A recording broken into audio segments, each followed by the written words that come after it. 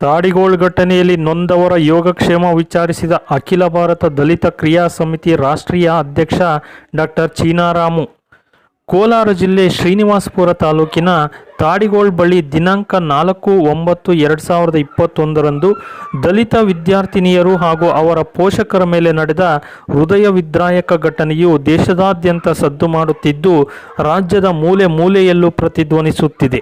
ಈ ಸಂಬಂಧ ಘಟನೆಯಲ್ಲಿ ದೌರ್ಜನ್ಯಕ್ಕೆ ಸಿಕ್ಕಿ ನರಳುತ್ತಿರುವವರ ಯೋಗಕ್ಷೇಮ ವಿಚಾರಿಸಲು ಅಖಿಲ ಭಾರತ ದಲಿತ ಕ್ರಿಯಾ ಸಮಿತಿ ರಾಷ್ಟ್ರೀಯ ಅಧ್ಯಕ್ಷ ಹಾಗೂ ಬಿಜೆಪಿ ಪಕ್ಷದ ಪ್ರಭಾವಿ ಮುಖಂಡ ಚೀನಾರಾಮುರವರು ಶ್ರೀನಿವಾಸಪುರದ ಸಾರ್ವಜನಿಕ ಆಸ್ಪತ್ರೆಗೆ ಭೇಟಿ ನೀಡಿ ನೊಂದ ವಿದ್ಯಾರ್ಥಿನಿಯರು ಹಾಗೂ ಪೋಷಕರಿಗೆ ಸಾಂತ್ವನ ಹೇಳಿದರು.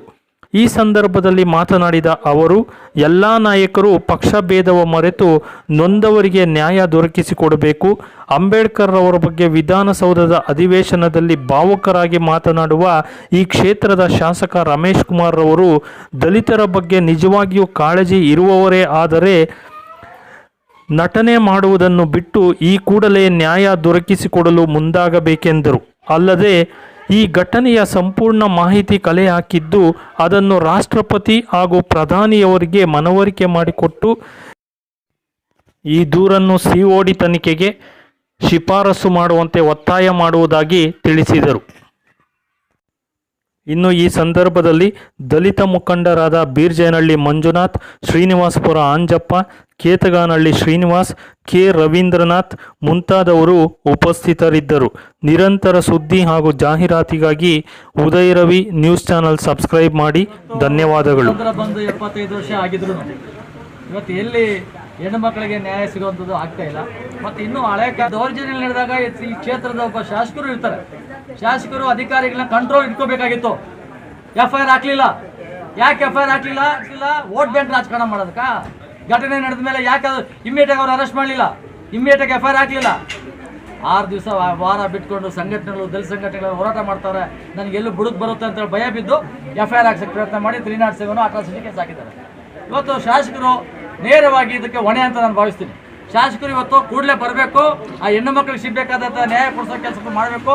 ರಮೇಶ್ ಕುಮಾರ್ ಅವರು ವಿಧಾನಸಭೆಯಲ್ಲಿ ಕಣ್ಣಲ್ಲಿ ಹಾಕೊಂಡು ಬಾಬಾ ಸಾಹೇಬ್ ಅಂಬೇಡ್ಕರ್ ಅವರು ಸಂವಿಧಾನ ಬರೆದ್ರು, ಹಾಗೆ ಬರೆದ್ರು ಅಂತ ಕಣ್ಣಲ್ಲಿ ಹಾಕೊಂಡು ರೋಧಿಸ್ತಾರೆ.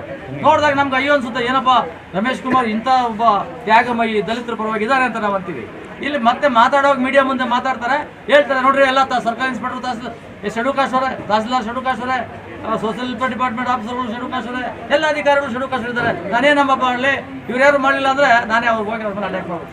ಯಾಕೆ ಅಟ್ಯಾಕ್ ಮಾಡ್ತೀವಿ ಸ್ವಾಮಿ? ನಿಮ್ಮ ಕೆಲಸ ಮಾಡಿಸಿ. ಇದೇನು ಸುಳ್ಳು ಕೇಸ್ ಅಲ್ಲ. ನಿಮ್ಮ ಪಕ್ಷ ಬಿಟ್ಬಿಡಿ. ನಿಮಗೆ ಇಲ್ಲಿ ಯಾರು ದೌರ್ಜನ್ಯ ಮಾಡಿದ್ದಾರೆ, ಆ ಹೆಣ್ಣು ಮಕ್ಕಳ ಮೇಲೆ ಯಾರು ಇತ್ತೀಚೆಗೆ ದೌರ್ಜನ್ಯ ಮಾಡೋ ಪ್ರಯತ್ನ ಮಾಡ್ತಾ ಇದ್ರು, ಎಲ್ಲೆಲ್ಲಿ ಅವರು ಯಾವ ರೀತಿ ಅಸಭ್ಯವಾಗಿ ನಡ್ಕೊಂಡಿದ್ದಾರೆ, ಅಸಭ್ಯವಾಗಿ ಏನೇನು ನಡೆದಿದೆ ತನಿಖೆ ಆಗಲಿ. ಇವತ್ತು ಶಾಸಕರು ಈ ಕೂಡಲೇ ಈ ಘಟನೆಯ ಬಗ್ಗೆ ಅವರು ಮುಂಜಾಗ್ರತೆ ವಹಿಸಬೇಕಾಗಿತ್ತು. ಘಟನೆ ಹಾಗೆ ಹೋಗಿದೆ, ಆದರೆ ಮುಂದಾದರೂ ಈ ಥರ ಆಗದೆ ಇರೋದಕ್ಕೆ ತಡೆಯುವಂಥ ಕೆಲಸ ಮಾಡಬೇಕು. ಶಾಸಕರು ಓಪನ್ ಆಗಿ ಹೇಳಬೇಕು, ಓಪನ್ ಆಗಿ ಈ ಘಟನೆಯನ್ನು ಖಂಡಿಸುವಂಥ ಕೆಲಸ ಮಾಡಲಿ ಅಂತ ನಾನು ಈ ಸಂದರ್ಭದಲ್ಲಿ ಹೇಳ್ತೀನಿ. ಇವತ್ತು ನನಗೆ ಶಾಸಕರ ಬಗ್ಗೆ ಅಪಾರವಾದ ವಿಶ್ವಾಸ ಇದೆ. ಅವರು ಮಾತಾಡೋದನ್ನ ಅವರು ಧಾರಾವಾಹಿಗಳಲ್ಲಿ ನಟನೆ ಮಾಡ್ತಕ್ಕಂಥದ್ದನ್ನು ನಾನು ಗಮನಿಸಿದ್ದೇನೆ. ಆ ನಟನೆ ಆಗೋದು ಬೇಡ. ಇಲ್ಲಿ ವಾಸ್ತವ ಸಂಗತಿಯನ್ನು ಜನರಿಗೆ ತಿಳಿಸ್ಬೇಕು, ವಾಸ್ತವವನ್ನು ತಿಳಿಸೋ ಕೆಲಸಕ್ಕೆ ಆಗಲೇಬೇಕು. ಈ ಕೆಲಸ ಇದು ಆಗದೆ ಹೋದರೆ ಇಂಥ ಘಟನೆಗಳು ಮತ್ತೆ ಮತ್ತೆ ಆಗ್ತಾ ಇರ್ತವೆ. ಮತ್ತೆ ಆಗೋದನ್ನು ತಡಿಬೇಕು ಅಂತಂದರೆ ಸಂಘಟನೆಗಳು, ಇವತ್ತು ನಮ್ಮ ಸಂಘಟನೆಗಳು ಹಲವಾರು ರೀತಿಯಲ್ಲಿ ಅವ್ರದ್ದೇ ಆದ ರೀತಿಯಲ್ಲಿ ಹೋರಾಟ ಮಾಡ್ತಾ ಇದ್ದಾರೆ. ಸಂಘಟನೆಗಳು ಈಗಾಗಲೇ ಸರ್ಕಾರಕ್ಕೂ ಮನವಿ ಮಾಡಿದ್ದಾರೆ.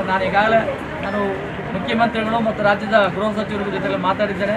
ಅಧಿಕಾರಿಗಳ ಜೊತೆ ರಾಷ್ಟ್ರಪತಿಗೆ ದೂರು ಕೊಡ್ತಾ ಇದ್ದೇನೆ. ರಾಷ್ಟ್ರದ ಪ್ರಧಾನಮಂತ್ರಿ ಮತ್ತು ಗೃಹ ಸಚಿವರಿಗೆ ದೂರು ಕೊಡೋದ್ರ ಮುಖಾಂತರವಾಗಿ SC/ST ಆಯೋಗ ಈ ಸ್ಥಳಕ್ಕೆ ಬರಬೇಕಾಗಿತ್ತು. ಇನ್ನೂ ಆಯೋಗ ಬಂದಿಲ್ಲ.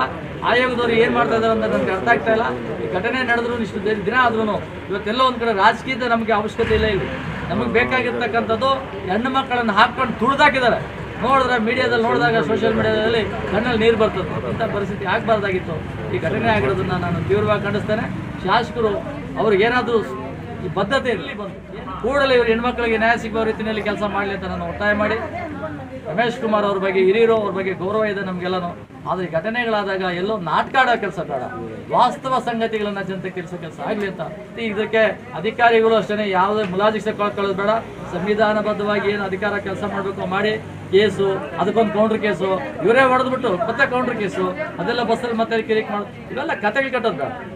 ಆಗಿದ್ರೆ ಅವ್ರಿಗೆ ಅನ್ಯಾಯ ಆಗಿದ್ರೆ ಅವ್ರು ಕಂಪ್ಲೇಂಟ್ ಕೊಡೋದ್ರ ಬಗ್ಗೆ ನಮ್ಗೆ ಇರೋದೇ ಇಲ್ಲ. ಅದನ್ನ ಇಷ್ಟು ದಿವಸ ಮುಚ್ಚಿಡೋ ಪ್ರಯತ್ನ ಮಾಡಿ, ಮುಚ್ಚಾಕೋ ಪ್ರಯತ್ನ ಮಾಡಿಸಿ, ಕೊನೆಗೆ ಅದನ್ನು ಅಂತಿಮವಾಗಿ ಎಲ್ಲೋ ಒಂದು ಕಡೆ ಅನ್ಯಾಯ ಆಗಿದೆ, ಅವ್ರದ್ದೊಂದು ಕೇಸು, ಕೌಂಟ್ರ್ ಕೇಸ್ ತಗೊಳ್ಳಿ, ಆ ಹೆಣ್ಮಕ್ಳ ಮೇಲೆ ಕೇಸ್ ತಗೊಳ್ಳಿ, ಹಿಂಗೆಂದು ಒತ್ತಡ ಕೊಡ್ತಕ್ಕಂಥದ್ದನ್ನ ನಾನು ವಿರೋಧ ಮಾಡ್ತೇನೆ. ಇದ್ರ ಬಗ್ಗೆ ನಾನು ಸಮಗ್ರವಾದ ಎಲ್ಲ ವಿಚಾರಗಳನ್ನ ಸಂಗ್ರಹಿಸಿದ್ದೇನೆ. ನಾನು ಈಗಾಗಲೇ ಪ್ರಧಾನಮಂತ್ರಿಗಳಿಗೆ ಮತ್ತು ರಾಷ್ಟ್ರಪತಿಗಳಿಗೆ, ಕೇಂದ್ರ ಗೃಹ ಸಚಿವರಿಗೂ ಈ ಮನವಿಯನ್ನು ಕೊಡೋದ್ರ ಮುಖಾಂತರವಾಗಿ ಈ ಘಟನೆಯನ್ನು ಸಮಗ್ರವಾಗಿ ತನಿಖೆ ಆಗಬೇಕು. ಇದು COD ತನಿಖೆ ಆಗಬೇಕು. ಇದು ಇಲ್ಲಿನ ಸ್ಥಳೀಯ ಪೊಲೀಸರಿಗೆ ಸ್ವತಂತ್ರ ಇಲ್ಲ ಅಂತ ನನಗೆ ಗೊತ್ತು. ಅದರಿಂದ ಇದು COD ತನಿಖೆಗೆ ಒತ್ತಾಯಿಸಿ ರಮೇಶ್ ಕುಮಾರ್ ಅವರು ಕೂಡಲೇ ರಾಜೀನಾಮೆ ಕೊಡಲಿ ಅಂತ ನಾನು ಮತ್ತೊಂದು